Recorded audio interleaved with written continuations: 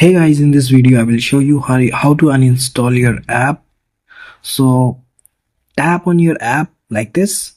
Let me show you again. Tap for 2 seconds. Okay, 1 2. After that you will be able to see this option called app info. Click on that option. Now you can see here there is a uninstall option available. Click on it. After that just click on OK. Basically this app is asking you for an confirmation. This app is asking you for a confirmation. Okay, all you have to do is click on OK. After that you can see the app is no longer available in my device. In this way you can also uninstall any app you want in your Mi or Poco device. I hope this video will help you. That's it. Goodbye.